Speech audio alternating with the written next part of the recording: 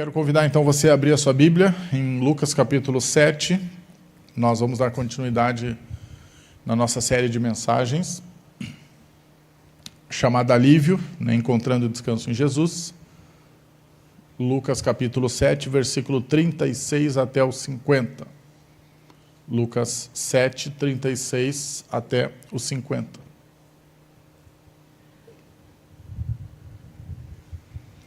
Lucas 7, 36 até o 50. Vamos ler o texto, eu vou ler na NVI. Ele diz o seguinte: convidado por um dos fariseus para jantar, Jesus foi à casa dele e reclinou-se à mesa.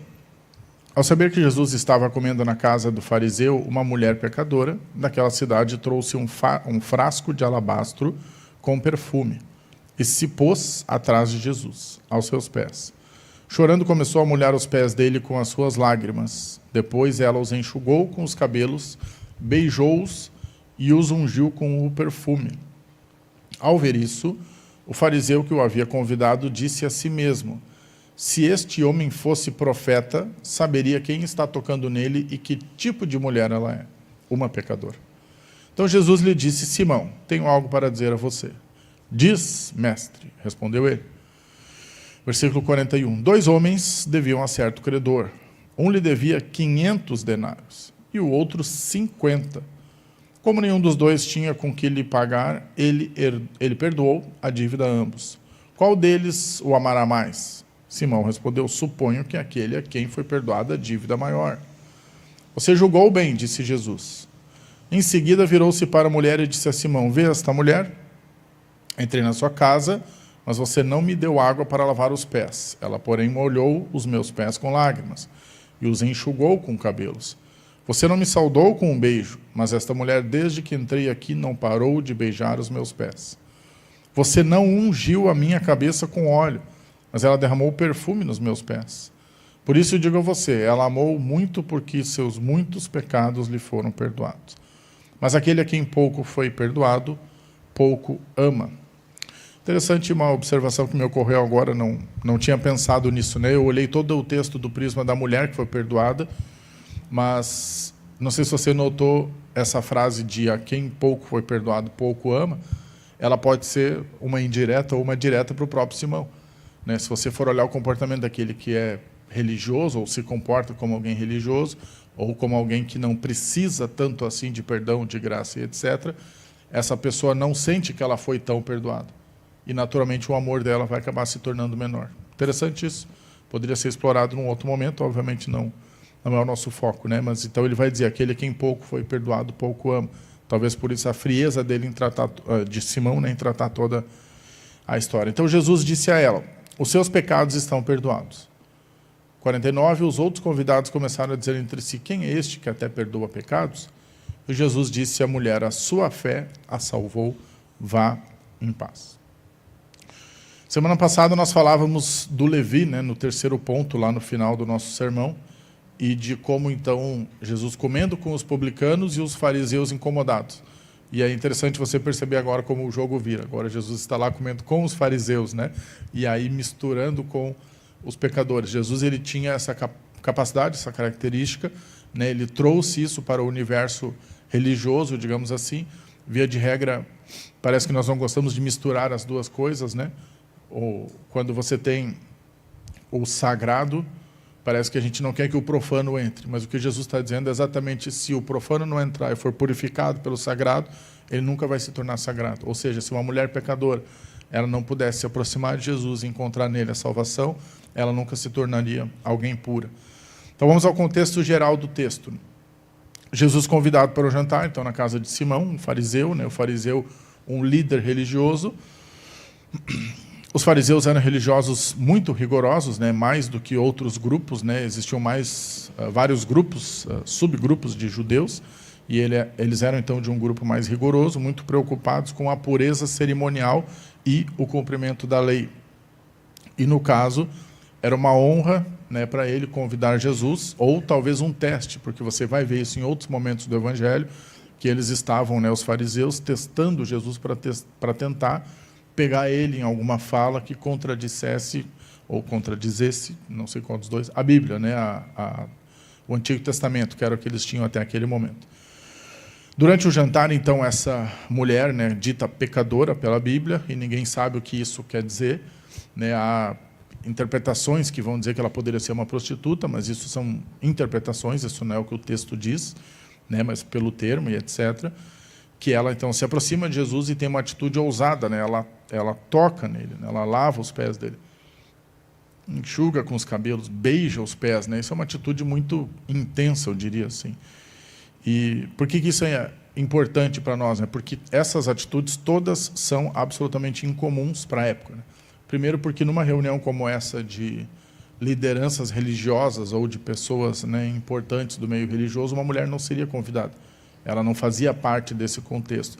Segundo, porque ela toca nele, né? Então, se ela fosse considerada uma prostituta, ou só por ser uma mulher pecadora, ela já deixaria o próprio Jesus impuro, ou seja, um líder religioso nunca, um líder fariseu, né, da religião judaica, nunca permitiria que isso acontecesse, né? Em terceiro lugar, enxugar os pés dele com os cabelos é um gesto de profunda humildade e devoção.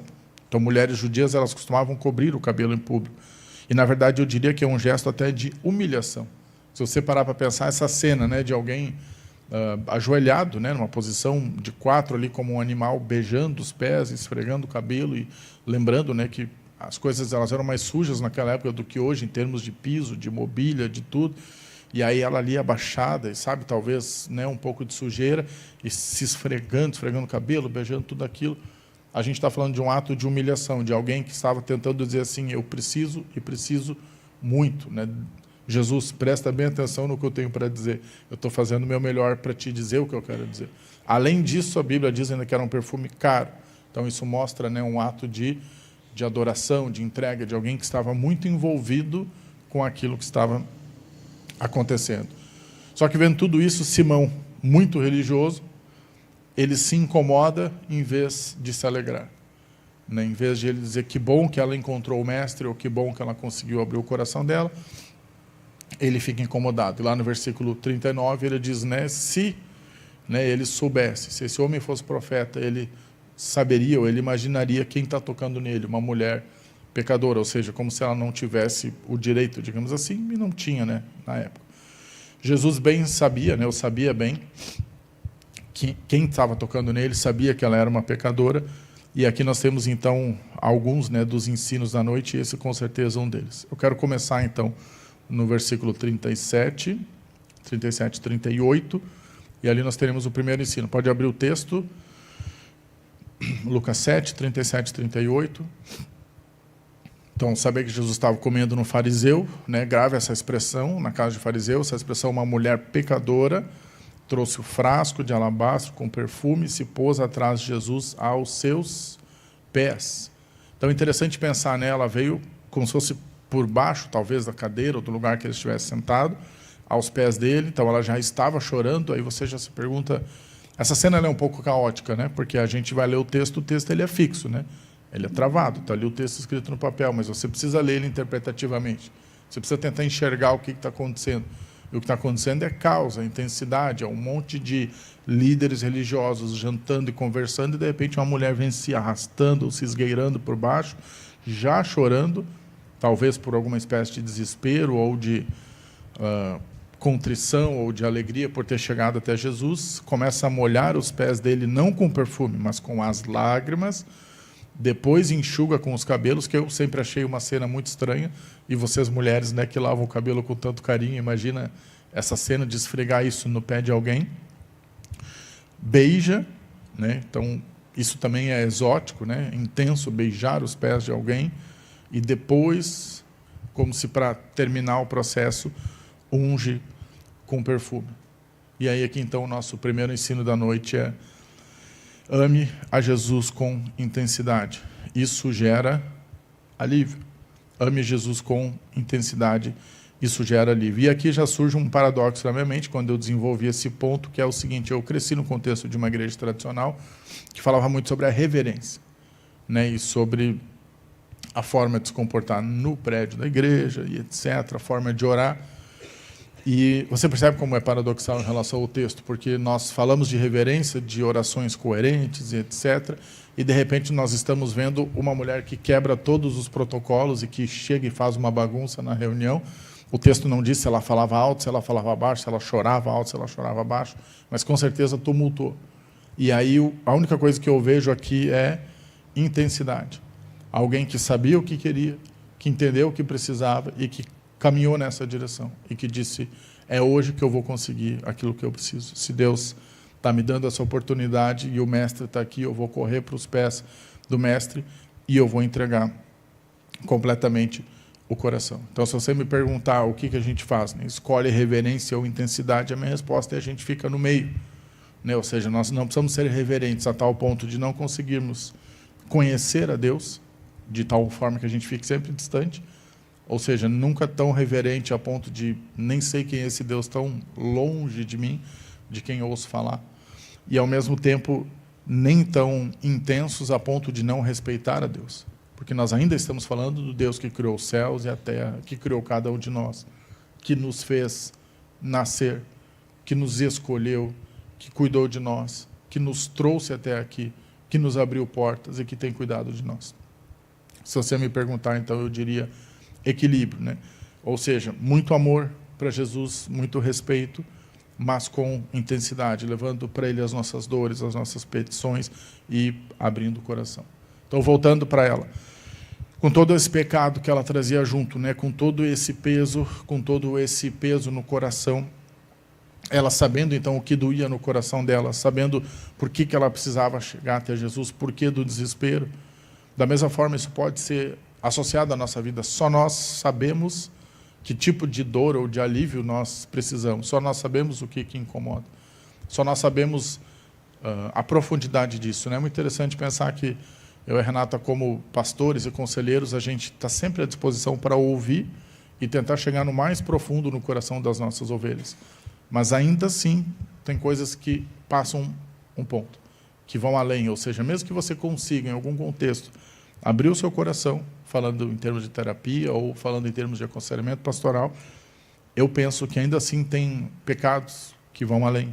Tem coisas que estão, vou usar o termo escondidas, guardadas, que a gente teria vergonha de contar. Ou seja, sempre tem algum conteúdo, preste atenção que o ensino é esse, sempre tem algum conteúdo que ele precisa ir para Jesus, porque Ele é o único para quem nós teríamos coragem de contar e de dizer, Jesus, isso aqui a gente só consegue resolver nós dois. Só nós sabemos, então, as dores e aquilo que nós precisamos.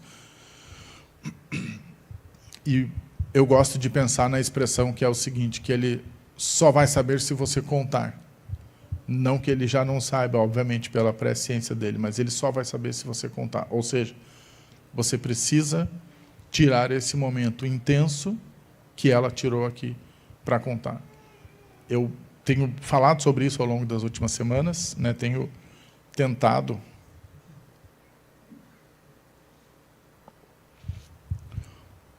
explicar cada vez mais a importância, aplicar cada vez mais, na medida do possível, exemplificar, né, com o jejum que eu tenho feito.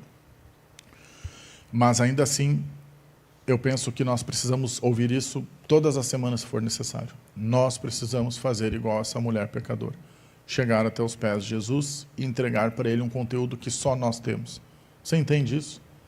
Que eu não posso orar por você? Não no sentido que eu estou dizendo, né? Óbvio que eu posso orar por você, mas eu não posso substituir o seu lugar e dizer para Deus o que você precisa. Você precisa fazer isso, porque são coisas que só você sabe. São coisas que estão lá no mais profundo do seu coração. Quando a gente fala de dores, de anseios, de medos, né? Eu citei, acho que no primeira mensagem da série, o livro 7 Níveis da Intimidade, né? Ou seja, aqueles medos mais profundos, os sonhos, os desejos, as angústias, esse tipo de coisa, só Deus sabe, ou só Deus pode saber, ou só Deus quer saber. Isso precisa sair lá do fundo do nosso coração. A gente precisa vir até Ele e derramar, né, as nossas lágrimas, o nosso perfume, ungir os pés dEle, beijar os pés dEle e dizer, Jesus, eu vim para conversar. Amém? Nessa série nós temos falado então sobre alívio que nós precisamos e que só Ele pode dar. Então, mais uma vez eu repito, Esse alívio só vem se nos derramarmos com intensidade, como fez essa mulher pecadora, se orarmos a Ele, se chorarmos e se abrirmos o nosso coração. Pense que ela tomou o risco, então, de ir lá se derramar, mas ela sabia que só Jesus podia aliviar o peso que ela estava sentindo. Encontrou misericórdia aos pés de Jesus. Como diz o salmista, se você quiser pode abrir o texto, Salmos 34, 4. Salmos 34, 4.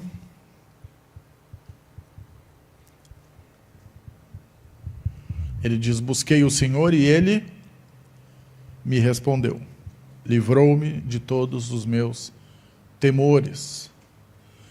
E fazendo uma interpretação rápida do texto, né? Talvez não é que Ele vai livrar das situações, mas às vezes Ele livra dos temores, né? Ou seja, nós tememos muitas coisas que não vão acontecer.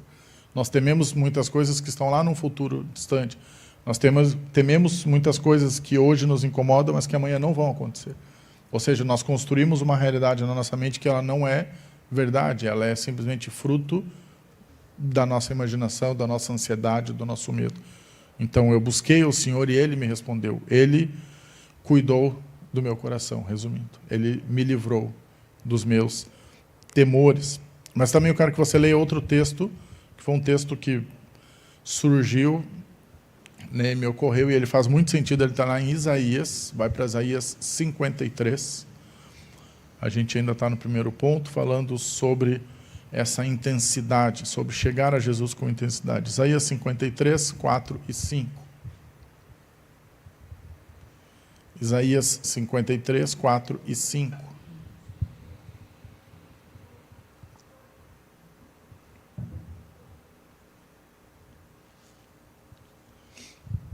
Esse é um texto que é usado em contextos até mais pentecostais ou neopentecostais, porque ele vai falar sobre curas e milagres, mas eu quero que você tente enxergar ele também com outros olhos. Ele vai dizer assim: certamente Ele tomou sobre si as nossas enfermidades e sobre si levou as nossas doenças. Contudo, nós o consideramos castigado por Deus, atingido por Deus e afligido.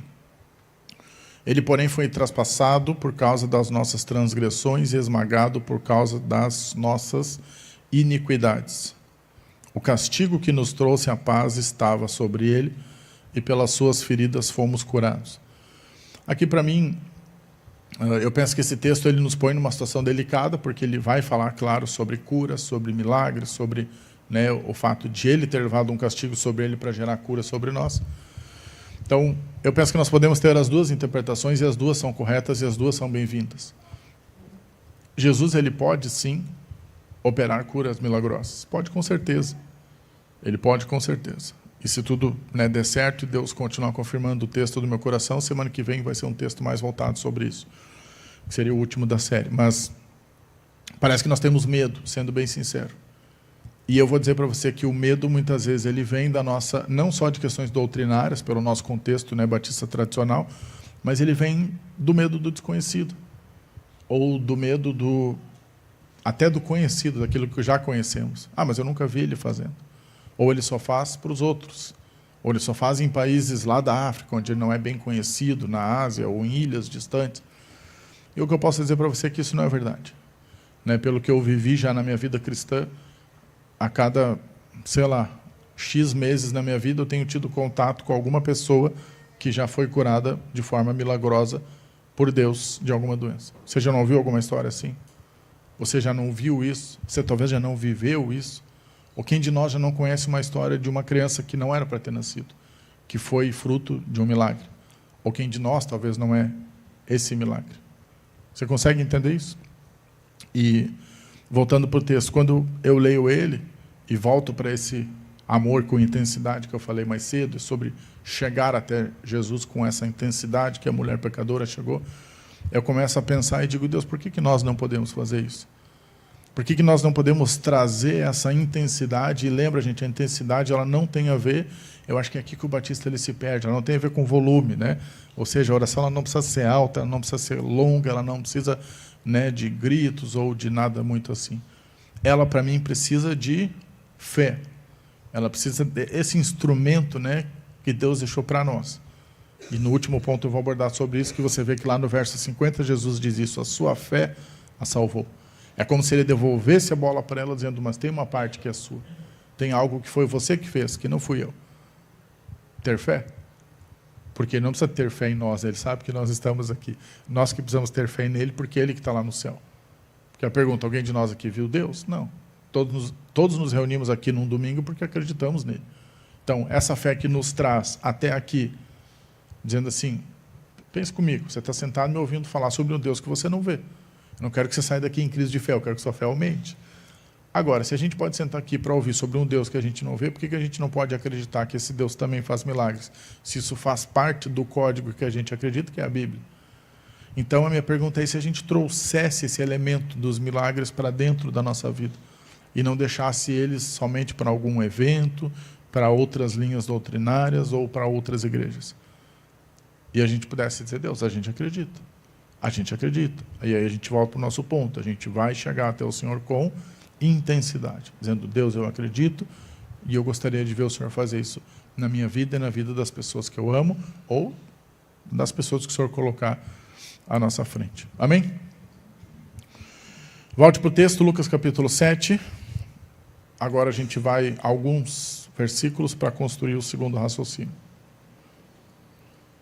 Volte lá para o 7. Então, por primeiro, nós observamos o comportamento dela e entendemos que nós podemos sim chegar até Jesus com muita intensidade, inclusive replicar esses comportamentos. Podemos chorar, podemos nos derramar, podemos, quem tem cabelo, nos descabelar, né, em oração e chegar até ele e dizer, Jesus, estou aqui, eu quero conversar com o Senhor, essa conversa vai ser longa e a gente precisa resolver. Eu penso que tem uma riqueza muito grande nesse tipo de oração, quando a gente chega lá com intensidade para resolver, e você também pode viver isso e desfrutar disso. Mas ele também vai dizer lá no 2 o seguinte, eu vou ler alguns textos, tá? O 39, depois 41, 43 e o 47. Então vai lá no 7:39, o mesmo, né, que eu citei na introdução, o veríssimo fariseu que o havia convidado disse a si mesmo, se este homem fosse profeta, saberia quem está tocando nele e que tipo de mulher ela é. Uma pecadora. 41. 2 homens deviam a certo credor, um devia 500 e o outro 50. Como nenhum dos dois tinha com o que lhe pagar, ele perdoou a dívida de ambos. Então, qual o amará mais? Simão respondeu, eu suponho que a quem foi perdoada a dívida maior. Grave isso. 47. Por isso eu digo a você, ela amou muito porque os seus muitos pecados lhe foram perdoados. Então, ela amou muito porque os seus muitos pecados lhe foram perdoados. Aquele a quem pouco foi perdoado, pouco ama. Segundo ponto, então, anote aí, o amor de Deus tira um fardo do nosso coração. O amor de Deus, ele tira um fardo do nosso coração. Eu penso que essa mulher, então, chegando com essa vida de pecado até Jesus, nessa cena dramática e caótica, ela entrega, então, essa cena inteira, entrega o coração dela, e o que eu vejo aqui é alguém que Jesus vai dizer assim, ela trouxe muito, ou seja, muito pecado, mas ela recebeu de volta muito, muito perdão. E essa é uma relação que a gente precisa entender que existe entre nós e Deus. Se você me perguntar como funciona, a resposta é quanto mais pecado você levar pela via do arrependimento, mais graça você vai receber pela via do amor de Deus. Amém? Então, quanto mais pecado você leva e tu diz, cara, então eu vou pecar mais? Claro que não. Porque a partir do momento que nós temos uma consciência cristã, né, que nós vivemos o ato da conversão, que o Espírito habita em nós, nós começamos a ter consciência. E aí a nossa mente, ela pesa.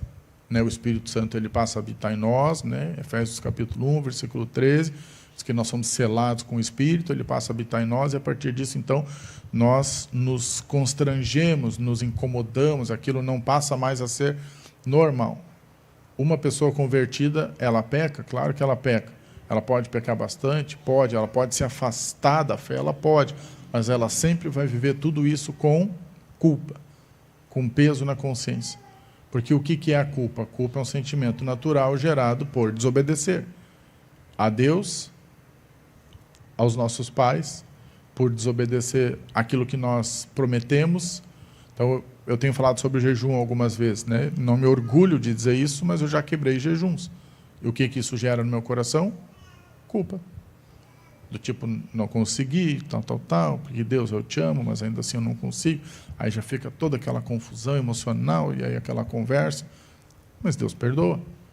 E aí a gente continua, e a gente tenta de novo.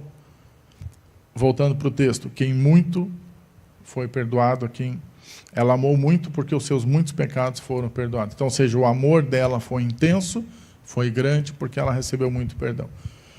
O amor de Deus tira um fardo do nosso coração. A promessa de perdão para quem se arrepende, ela é tão extraordinária que ela vai gerar alívio no nosso coração, ela vai gerar esperança de uma vida plena e ela vai encher o nosso coração de gratidão. Agora, preste bem atenção, ela muda a forma que nós enxergamos a nós mesmos, esse muito perdão de Deus, né? Ele muda a forma como nós enxergamos a nós mesmos, ele muda a forma como nós enxergamos os outros. Ele muda a forma como nós enxergamos os outros, ele precisa mudar. Então aqui você vê essa dualidade entre o Simão e a mulher pecadora. Simão, talvez no coração dele, ele estava com essa sensação de eu não fui tão perdoado assim, então eu também não preciso perdoar tanto. E tirem essa mulher daqui, porque ela está atrapalhando a nossa reunião. Agora, a mulher que veio talvez com uma vida de muita corrupção e pecado, ela disse, Deus, me socorre, porque eu preciso de muito perdão.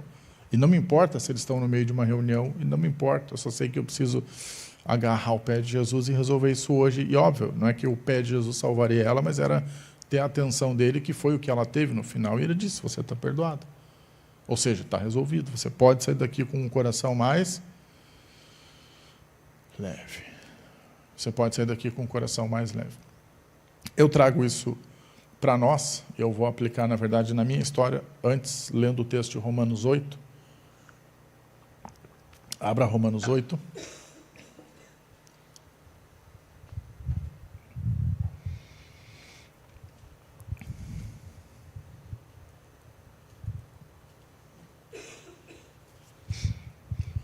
Quero falar um pouco sobre a minha história e minha relação com esse assunto, mas primeiro eu quero ler um texto que ele é ilustrativo. Romanos 8, de 1 a 3.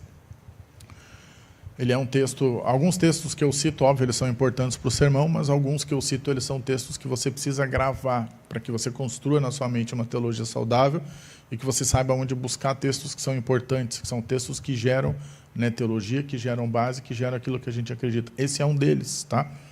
Então grave Romanos 8, de 1 a 3. Ele diz assim, portanto agora já não há condenação para os que estão em Cristo Jesus, porque em Cristo Jesus a lei do Espírito da vida libertou você da lei do pecado e da morte. Então a lei do Espírito da vida libertou você da lei do pecado e da morte. Porque aquilo que a lei era incapaz de fazer, ou seja, né, a lei não conseguia fazer, visto que ela estava enfraquecida pela carne, a carne é o nosso pecado, Deus o fez. Ou seja, Deus foi quem resolveu isso, enviando o seu próprio Filho em semelhança à carne pecaminosa, como oferta pelo pecado. Aqui ele continua, mas eu quero parar por aqui, dizendo o seguinte, essa sensação de ser um condenado espiritual, ela é terrível. Ela é terrível. Então, eu não sei se você já experimentou isso, né? Eu não sei se você já viveu isso, eu não sei se você vive isso, e eu não sei se um dia você vai viver isso. Mas eu gostaria que você, prestando muita atenção nos textos, e também no que eu vou contar agora, que você pudesse gravar isso de forma muito, assim, pessoal no seu coração, para não deixar que isso cresça, porque é terrível viver debaixo de um fardo, de um jugo de escravidão espiritual e de pecado. Então vamos lá. Eu vou ilustrar esse ponto, na verdade, com a minha própria história, né? Eu cresci numa igreja chamada Igreja Batista de Montserrat, né, que hoje é uma igreja admirável, mas que na época da minha infância não era.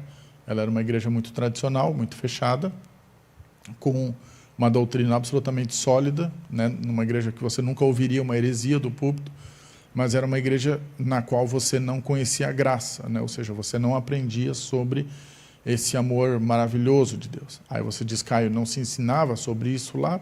Eu não me lembro, eu era criança, mas pode ser que se ensinasse, porém de forma teórica, né, e não de forma prática. Era o tipo de coisa que você ouviria da boca do pastor e das pessoas como um discurso, mas você não seria acolhido, né, de forma prática. Então, o que aconteceu? ao chegar ali aos meus 15, 16 anos, por desventuras da vida, uma delas, a história da minha mãe eu não sei explicar, até porque agora ela já é falecida, fica mais difícil ainda. Mas resumindo, quando eu tinha 3 anos, a minha mãe se separou do meu pai. Eu não sei como funcionam essas questões legais, mas hoje em dia você simplesmente sai de casa, volta, sai, volta. Antigamente você assinava alguma coisa para separar. E ela voltou com meu pai 1 ano depois, quando eu tinha 4 anos. Só que quando ela voltou, o que eu entendi é que ela não desseparou. Dá para entender? Ela simplesmente continuou morando com ele como esposa que sempre foi, mas ela não legalmente desfez aquilo.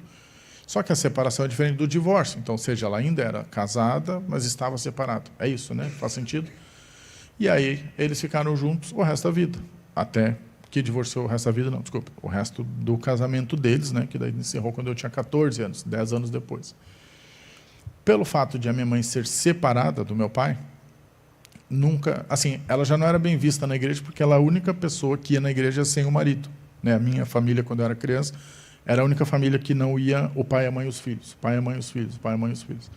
Ok, até aí tudo bem, né? Fomos pioneiros em termos de pecado. A gente era os primeiros a ir na igreja, tipo, mãe solteira, por mais que ela não era solteira, mas naquele perfil só mãe e filhos. E aí o que aconteceu foi que ela queria se batizar. E não deixaram ela se batizar. Porque ela era separada. Então, ela primeiro precisaria consertar a situação dela em termos de casamento para depois poder se batizar. Não me pergunte por que razão ela não quis consertar. Por outro lado, meu pai, nessa época, já estava mais intenso no seu uso de drogas, então não faria nenhum sentido ela melhorar o casamento legalmente, reatar e dizer, vamos viver para sempre, se ela estava pensando o inverso.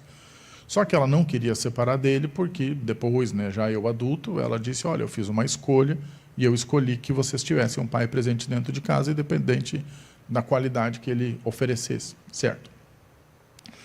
Então, o que eu quero dizer com isso? Minha mãe nunca foi batizada na igreja que nós crescemos, que eu cresci. Chegou esse momento que eu tinha uns 15 anos, então vamos pensar aí 2001, mais ou menos, ano 2000, ela cansou disso, dessa coisa opressora, e foi para uma igreja que eu não vou dizer o nome, mas que eu não gosto, que é uma seita, uma igreja dessas aí que tira dinheiro das pessoas. Ela foi para lá, eu disse, eu não vou junto, aí eu me desviei, né, vou usar aspas aqui, porque é um processo complexo de avaliar, mas aí eu parei de ir na Monte Serra, e lá ela foi muito bem acolhida, né, e ela ficou lá por muitos anos, não se batizou lá, também não me pergunte por quê, porque ela já estava ficando mais velha, falou, agora não vou me batizar mais. É importante que você entenda, né, que biblicamente o batismo ele não serve para nada muito assim prático, né? Ou seja, ele não dá salvação, não tira a salvação, né? O batismo ele é uma ordenança, ele é bíblico, ele é lindo, ele é importante, a gente vai batizar, mas ele é um símbolo, né? Ou seja, ele é um símbolo do novo status espiritual que a gente adquiriu, da nova vida que nós temos. Então, o fato... Minha mãe morreu sem se batizar, esse é o fim da história. Então, o fato, né, de falecer sem o batismo, isso não impede nada espiritualmente, não põe você no subúrbio do céu, né, na periferia do céu. Na verdade, está tudo bem, está resolvido. Só que é triste você pensar que ela se afastou de uma igreja que ela amou tanto, na qual ela me levou meu irmão, nunca mais quis voltar. Aí depois eu voltei, e quando eu voltei, eu trouxe já com 16, 17 anos, eu voltei com todo aquele fardo da infância e da adolescência, que dói muito, né? Que eu, às vezes, até evito falar, porque ele me leva às lágrimas, né? De ter sido não bem recebido, a minha igreja ela tinha, na época, assim, uma classe social muito alta e não tinha ninguém pobre. E eu, por muitos e muitos e muitos anos, eu perguntava a Deus, por que me levar para lá, entendeu? Por que me levar para lá? Sabe, por que não me fez achar outras igrejas? Óbvio, não tem tantas igrejas batistas em Porto Alegre, mas assim, que fosse outra denominação, sei lá, mas por que especificamente ali? Óbvio que hoje eu entendo, estou em paz, amo a minha denominação, mas eu digo assim, na época foi muito difícil. E era um ambiente muito opressor.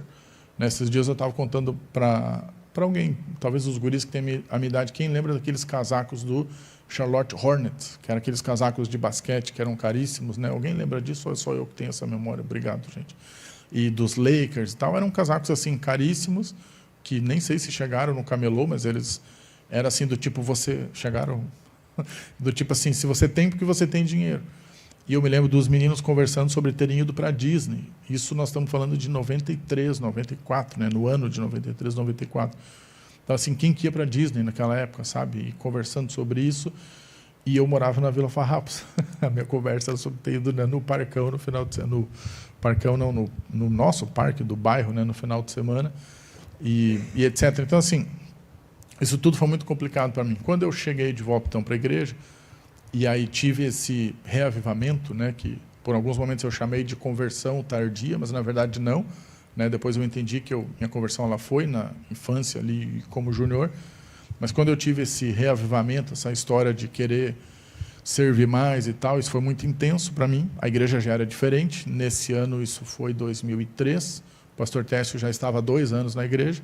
Ela ainda era uma igreja pequena, mas agora já vivendo assim um dinamismo diferente, né, uma dinâmica diferente.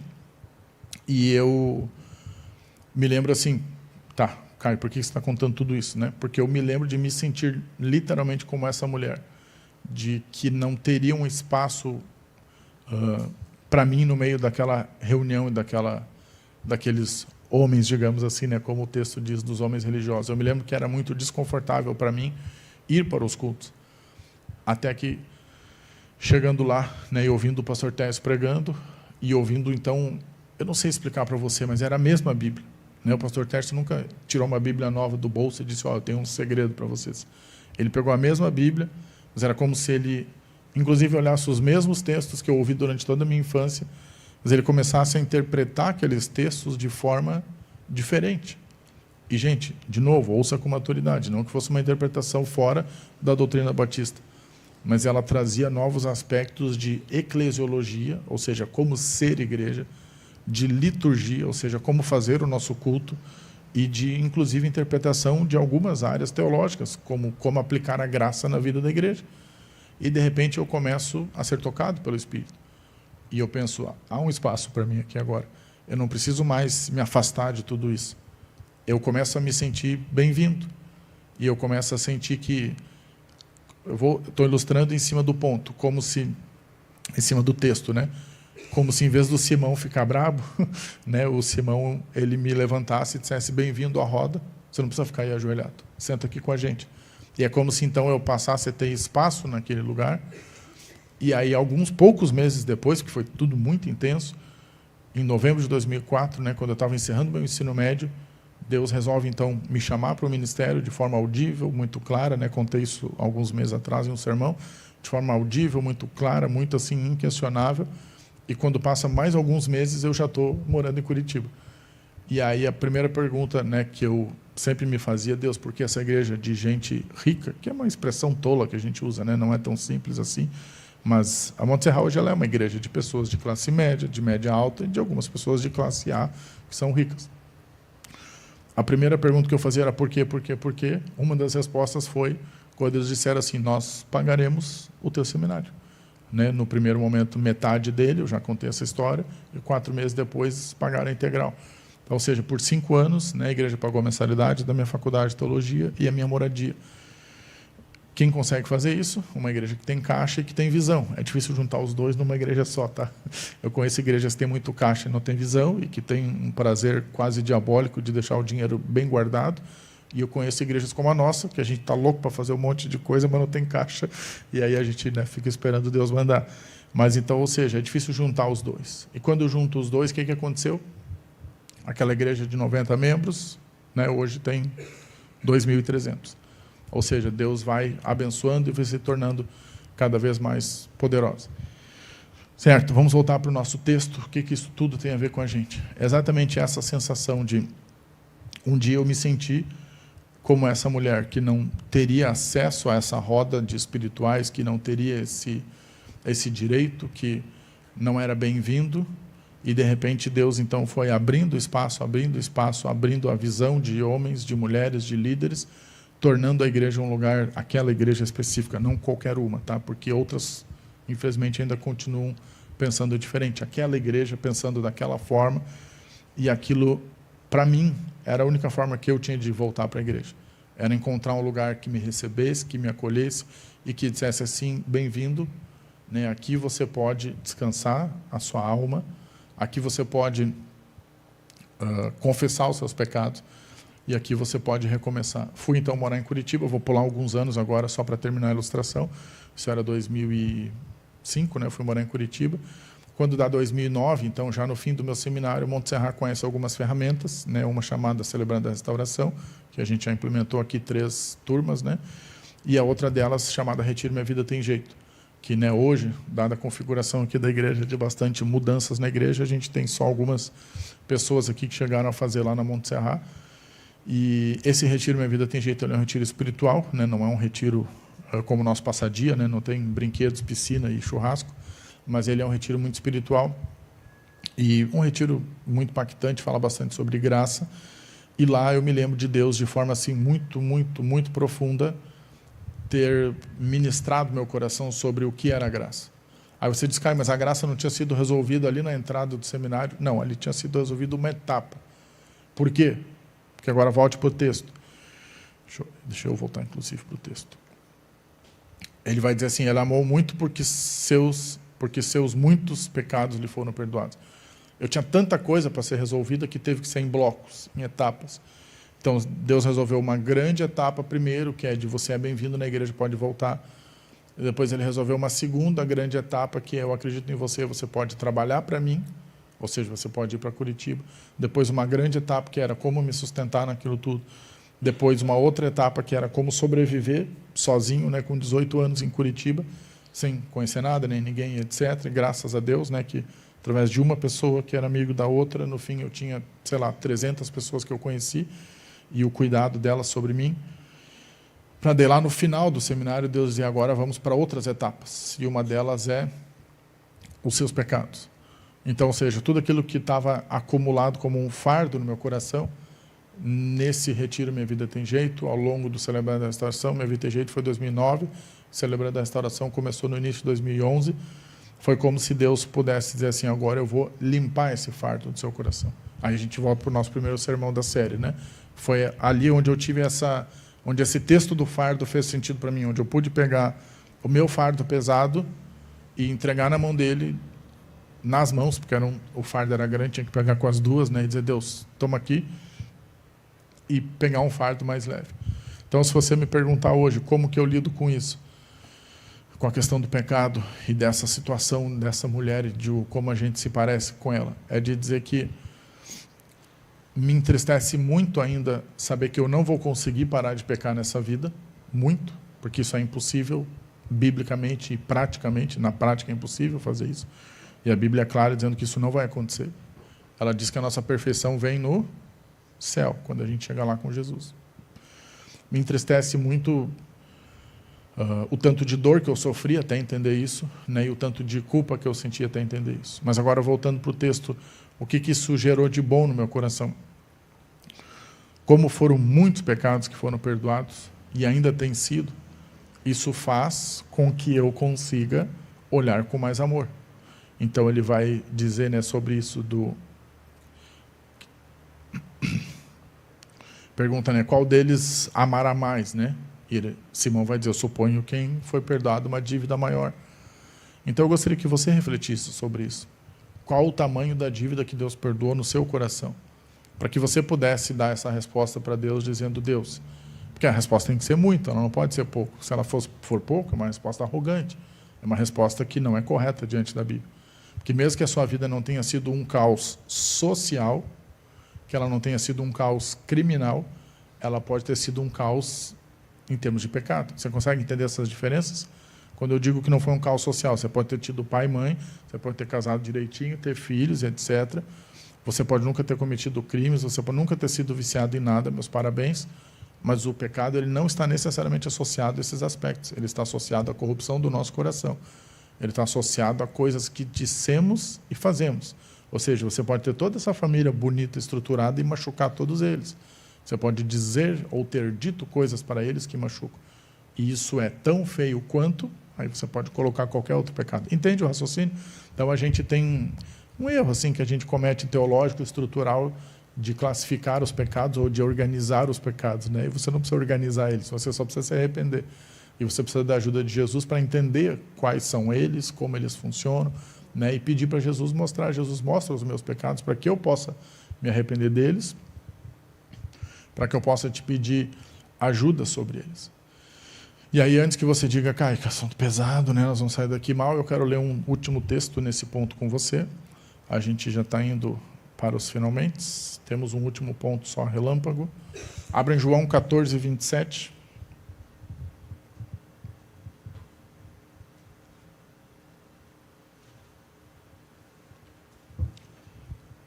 João 14, 27.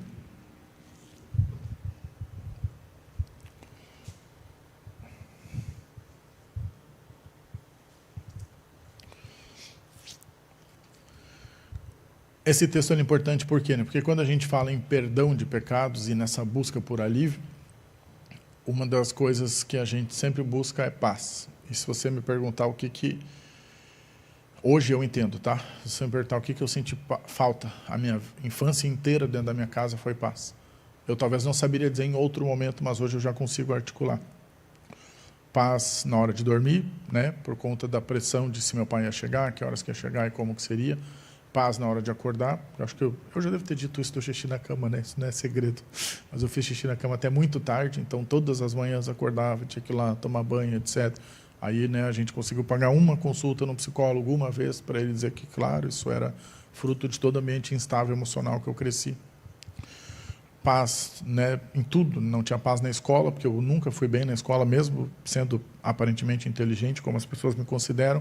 Eu não tirava boas notas, e aí o que eu fazia no último bimestre, né, ou ensino público, né, eu corria e passava em todas as matérias para daí não precisar reprovar. E então, ou seja, não parecia que tudo faltava alguma coisa, estava uma bagunça, né? E quando eu volto para esse texto, eu vejo esse grande salto que a minha vida deu dos 17 para os 18 anos. Leia comigo. Deixo com vocês a paz, a minha paz dou a vocês. Não a dou como o mundo dá. Não se perturbe o coração de vocês, nem tenham medo. Esse texto ele faz muito sentido, por quê? Porque tem coisas que você não tem como conseguir elas externamente. Né? Você não pode sair daqui com R$1.000, R$10.000 no bolso e dizer, vou ali comprar paz e já vem. Você não pode fazer isso. E nem mesmo aqui dentro. Porque se você ofertar hoje R$10.000 aqui, você não vai ganhar paz nenhuma. Você vai ajudar a gente bastante, porque a gente precisa, mas você não vai ganhar paz nenhuma. Entendeu o raciocínio? Então, você não consegue comprar esse tipo de coisa. Isso você precisa ganhar, e a única pessoa que pode dar é Jesus. Você precisa pedir para Ele. Ele diz assim, eu deixo com vocês a paz, a minha paz eu dou a vocês. Não dou como o mundo dá, não se perturbe o coração de vocês, nem tenham medo. São promessas. Ele está dizendo assim, desfrutem. Eu estou deixando para vocês. Então, se ela foi deixada para nós, e logo depois ele vai falar sobre o Espírito Santo, né, no capítulo 17, o que nós precisamos fazer? A gente precisa, vamos usar um termo que o evangélico gosta, tomar posse. A gente precisa tomar posse disso. A gente precisa dizer, Deus, eu quero isso para mim.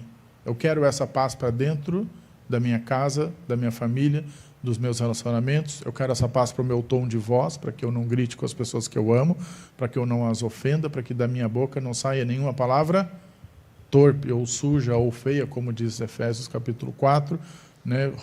Mateus capítulo 11, versículo 35, que a gente vai ser julgado por tudo que sair da nossa boca. É isso.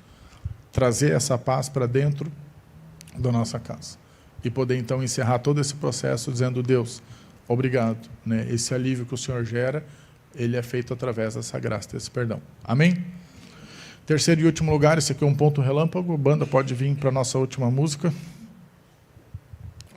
Ele termina, vai lá para o verso 50, então Lucas 7, 50.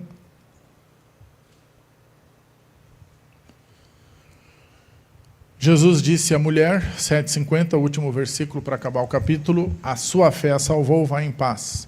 Então, nosso terceiro ponto, nossa fé tem um papel fundamental naquilo que Deus pode fazer.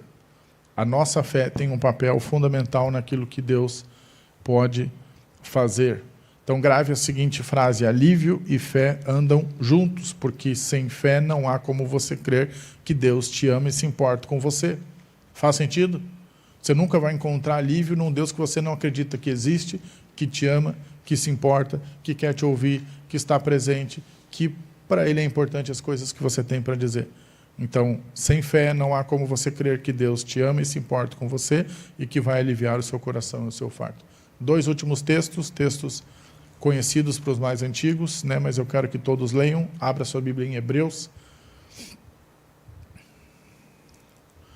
Você precisa entender o texto e não só decorar, certo? Então tem gente que sabe dizer os 2 de cor, mas eu quero que você leia ele com calma comigo. Vamos começar pelo 6, Hebreus 11, 6. Isso até a Cecília sabe de cor. Hebreus 11, 6.